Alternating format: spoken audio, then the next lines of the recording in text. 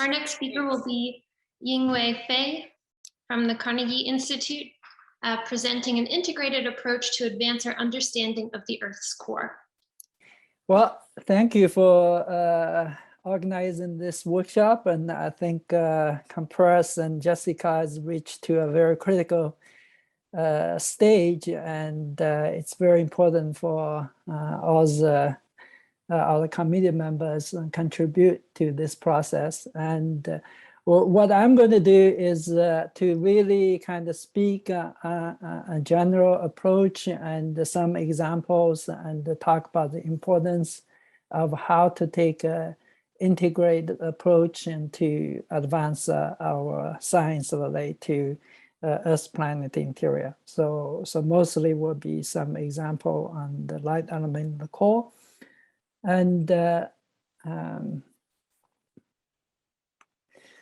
so as we just set the background straight and really we understand that the Earth's core is, in terms of density, is lighter than what we know for the pure iron, and which and spawned all those research and trying to understand and the what is the role of the light element in the Earth's core. And this is really a long stand of the questions, and we have a multiple approach and they're trying to understand this, and from the density, sound velocity, and the chemistries.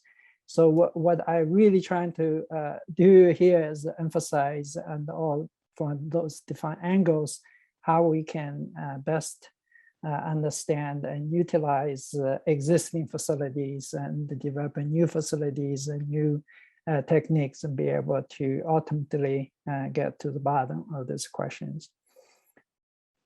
And obviously the question is much more complicated than just look at the density. So if you really truly want to understand and the light element in the core, you really need to go back to the very beginning, how the core is, how the light elements get into the core. So I call this the pathway.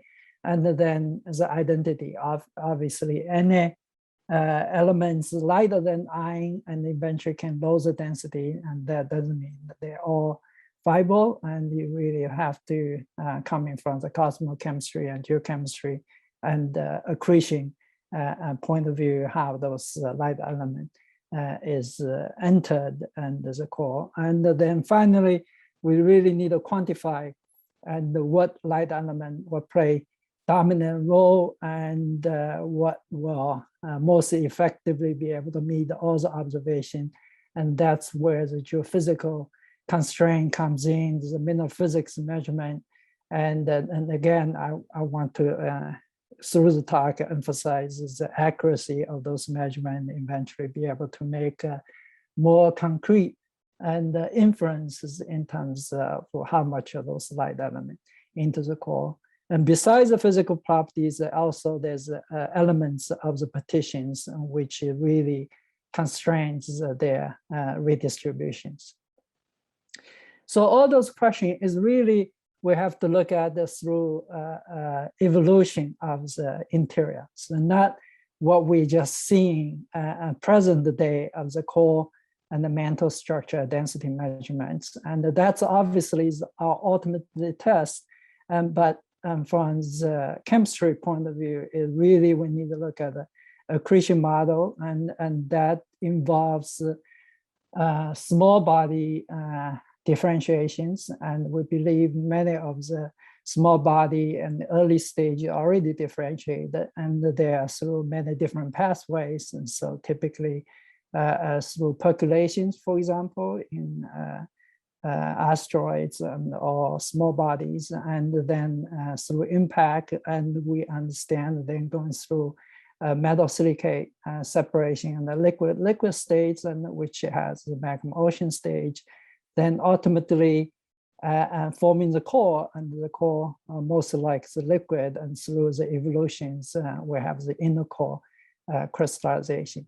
So through all this process, and there's a chemical aspect, which is basically involves the element partitions and element migrations and through separate metal and silicate separations. So all those process inventory will form in the present observations, and what we have is the density and the velocity profile.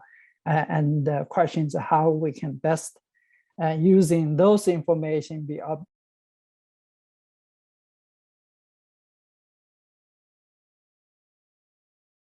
so basically so the point is we really ultimately want to match the physical properties, and so that's why in this talk, and I want to really emphasize the integrated approach, and because we need to understand the chemistry and the physical properties and how to compare to the observations. And that requires a different method, and we need to look at through percolations and partitions, melting, and physical properties, and involves different high pressure techniques and the probe tools, and mainly a diamond cell and the multi-anvil. And I want to also emphasize the shock wave and as a part of the tool, and there is talk in the later of the workshop, we'll speak about this, and also analytic tool and understand the chemistry and the spectroscopics. But of course, the in situ measurement of the synchrotron is an essential part of this integrated approach. So one of the things that we have been doing and over the last several years, and really look at the imaging, and particularly for percolating core formations, and we're looking at the process and how metal separates and from the silicate matrix, and also liquid separation. So that's really involves the process, and we have the tool, and using a nano imaging tool, particularly those imaging was done with FIP and SEM and technology, so we'll be able to look at very detailed and three-dimensional network. And what I want to emphasize is really moving forward, we also want to come and really using the facility at APS and with X-ray tomography, and using phase contracts or diffractions, and that would really be able to advance this type of research. And we are actively collaborating with people at HP CATS, and hopefully JCCOS while developing particularly the APS-U phase. There's lots of talk about imaging, high resolution imaging questions, how to utilize those, and to looking at the process and in that aspect. So one of the things that I have been advocating is also in situ, ex situ analysis, and this is kind of wrote this science of perspective in 2013, really emphasized the in situ measurement and ex situ analysis using synchrotron as a the diamond laser heating diamond cell as a base tool, and understanding melting and partitions. And those are a very important aspect to integrate those, and not only the diffractions. So over the years, and my group and several postdocs has been pursuing this direction, particularly look at core mantle separations and simulated core mantle systems using laser heating diamond cell. And this is just showing one of the results, and by Colleen Jackson, and who is now a professor at Louisiana, and basically where he looked at this iodine partition at a high pressure and the temperature, and to understand the pressure dependence, eventually using iodine, Xena, and Dada, isotope relations and be able to say something about the co-formation process. And another recent publications, it's just going to come out, and the geochemical perspective letters, and he looked at the nitrogen partition at high pressure, high temperature. So this is basically typical imaging. We'll be able to simulate with laser heat the diamond cells and create a very nice liquid silicate melts and liquid metals, and be able to look at the partitions. So one thing that we learned from those type of experiments, and we can do really well to look at the metal silicate partitions. I'm still struggling and to look at the inner core crystallizations. I have been trying various different methods and techniques and be able to advance that area, because our ultimate goal is really to look at the partition at the inner core boundary, which is quite challenging at 330 GPa and at the extreme high temperatures. So maybe like pulse laser heating systems development at the LPS and JCCAS is really going to help this type of development. And right now we are still limited to below 80 GPa and getting some nice partitions. There are several groups pursuing that, and I just recently had a review papers and basically kind of put it together. People have a look at those iron sulfur systems, iron oxygen, iron carbon systems, particularly in Japan. Case Hirose's group and Otani-san's group is be able to simulate this kind of partitions and looking at the eutectic composition as a function pressure as almost to 300 GPa. But you can see the scattering is very large, and which is the question is how we can improve this type of, and there's many technical challenging and the measurement as well as the question of the quality of data.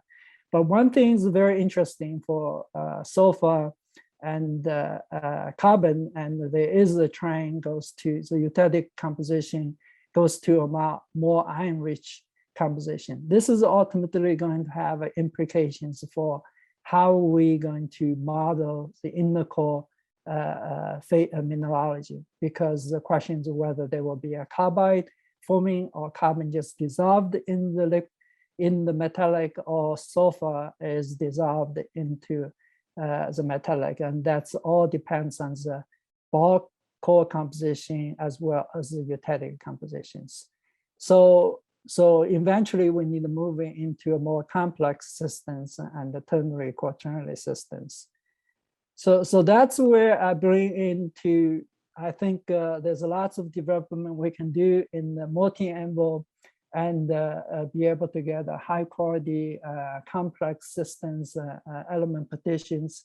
And this is just showing some early work we looked at as oxygen silicon partition in metal and silicates. But more recently, we have been focused on the inner core crystallization questions. And this is one of the paper we just published in EPSL, and to look at the silicon and the sulfur partition in the solid and the liquid. And this is still in the multi-envelope pressure regimes up to a 25 GPa, but it's very important to accurately determine the pressure effect on those element partitions. Then questions how you extrapolate or how you extend the pressures. So one of the area we have been working with Jessica, Yanping Wang, and you on in situ measurement. We had 3 in situ remote measurements and the last 18 months. And so we're developing larger polycrystalline diamond envelopes and to pushing a higher pressure. But this is something in several Japanese groups has been doing, but my group has been more interested in pushing this to a very high temperature, because once if you look at the partitions and liquid partition, really not only the pressure extension is important, but it's also important to extending the temperature. So we are developing some boron doped diamond heater, and as well as step heating concept, be able to push into 3,000 above temperature regimes, be able to look at the liquid-liquid partition or inner core crystallizations. So I don't know how I'm doing with the time, so what I really want to emphasize is through in situ, ex situ measurements, and we want to get a better understanding of the process as well as the chemistry. So include the redistribution of the elements. And then what is ultimately what we need to do is to compare to the physical property. And that's where bring me to the next segment of the talk is talk about the static and dynamic compression, how to combine those and get better data quality and expand PT regimes, and as well as for different purpose of the measurement. So as we know, static compressions and with the laser heating, we can get to, quite high temperature, but dynamic compression can go even higher temperature, particularly and into the liquid states. And this is one of the collaboration I've been doing with several groups and combination of the static and dynamic compressions. So I just want to go one example. We're looking at the silicate effect on the ion in terms of equation state. This is the density and the pressure measurement. So we're using static compression at APS and JCCA HPCAD, and measuring the silicon ion alloys up to 200 GPa with static compression. Then we also do dynamic compressions for the same compositions. And by combining these two data sets, we'll be able to developing a better thermal equation state.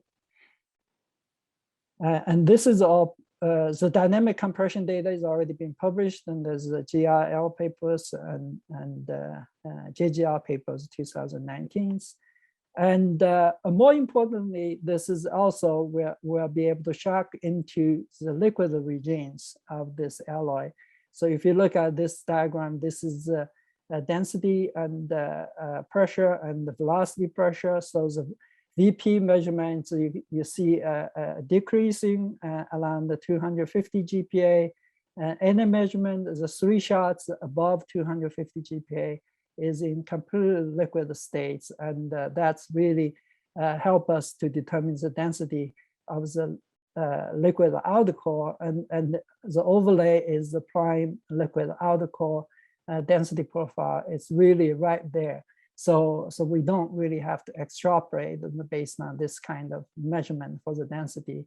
And the liquid density is extremely difficult for the static compression, get high precisions at a simultaneous high pressure, high temperature. But for dynamic compression, we can get down to 1% of the accuracy of those measurements. So that's very important to combine the static and dynamic, not only develop an equation state of the solid alloys as well as the liquid. And this type of data will allow us to modeling and the density profile of the liquid outer core and the solid inner core. So this is one of the models we're using this data and to matching the observed density was 3.8 weight% of silicon for the inner core and about 8.6 weight% of the liquid outer core. But this difference has to be controlled by if it is true in the Earth core, then it has to be controlled by element partition. That's why previously I'm talking about measuring the inner core element partition at the inner core boundary is essential to combine those models, be able to make a consistent and chemical models. 1 minute. So the other aspect is really not the density, but it's also the velocity measurement. So what one of the newest result we have was Professor Huang in China, and we have been able to measure both compression wave velocity, Bach sound velocity. So this is the first time we'll be able to derive the shear velocity at the core pressure and the temperature. So this is the comparisons, and it's a very busy diagrams, and but those results were coming out soon. It's just in revision right now, and basically what I want to also emphasize is the importance of combined dynamic and static compression. So this is also compared with the inelastic scattering measurement, the nuclear resonant inelastic scattering measurements, and those are measured at the room temperature. So the Hugonian data is at a simultaneous high pressure temperature. From those comparisons, we'll be able to infer the temperature effect. And that's one of the questions we were trying to address, and to how the temperature and the influences shear velocities. And that's been one of the challenging questions, and who we're trying to address. So finally, I want to, beyond the conventional shock wave, I want to just briefly have 2 slides speaking about dynamic compression with larger facility like Z facilities. I think later there's a talk by Sally Tracers on the dynamic compression. But one of the things we will be able to measuring sound velocity at multi-mag to 500 GPa, 1 kilopascal and pressures. So this is important to kind of looking at the melting at the extreme pressure and for application of the super Earth. And this is showing the velocity measurements of the VP measurements and for a Bridgmanite, and we'll see a velocity drop around the 500 GPa, and that signal the meltings, and the Bach sound velocity measurement in the liquid state is very consistent with the equation state, and the measurement of the liquid equation state. So this is ultimately, this has already been published and in Nature Communications. Basically, we're inferring a melting temperature of the Bridgmanites at about 500 GPa, and the shots we clearly defines under the solid and the Hugonia and the liquid Hugonia. So we'll be able to infer the melting temperature of the Bridgmanites and compares with some of the theoretical calculation as well as low pressure measurements, and across the instantite as a start melting. Because if you use the instantite, the Hugonia cross the melting at a much lower pressure, below 200 GPa. And that's one of the advantages using a denser star material as a Bridgmanite, and to be able to altering the Hugonia path and be able to see the melting at a much higher pressures. So of course, all those development in the dynamic compression, and it's also relevant to the static compression generations. There's a communities and really pushing for the higher pressure generation in the static compressions. And we have been also using fibbing and trying to do stepper envelope, but there's also group, the Bransky group is showing, using polycrystalline hemisphere bore and generate pressure close to kilopascals. And there's also toroid DAC. So all those techniques will be able to get to kilopascal, but those are still room temperatures. So that's why the dynamic compression is really important if you want to extend it to very high temperature. And the room temperature compression curve, for example, will really set the baseline for interpret the dynamic compression Hugonia data. So I just want to end with the talk to emphasize the combination of the dynamic static method and not only be able to access different PT regimes, but also for different phase, for example, solid and the liquid has a very different measurement, and we can do liquid density measurements with a dynamic compression very accurate in the core pressure temperature region without extra operations. So I showed you one example and look at the silicon effect on density velocities, and we're doing both dynamic and static compression to be able to get reliable thermal equation state, but also there's a liquid density, and we're also showing we can make a direct measurement of shear velocity through measurement of the bulk sound velocity as well as the compression of sound velocities. And as a general remark, and we really need to take advantage of the different high pressure techniques and to improve the data qualities as listed, and then as a final frontier, and to extend to extreme pressure and also extreme temperature for exoplanet applications. Thank you. Awesome. Thank you, Fei, for that exciting talk. Let's take a quick question. We have one from Guillaume Morard. Yeah, Fei, thanks a lot for your presentation. And I just wanted to have a quick question. Your feeling regarding laser shock combined with X-ray diagnostic for Earth-related topics. Do you think it could help a lot or not to have this, or it's to have two large error bars for this topic? I wanted to have your opinion on that.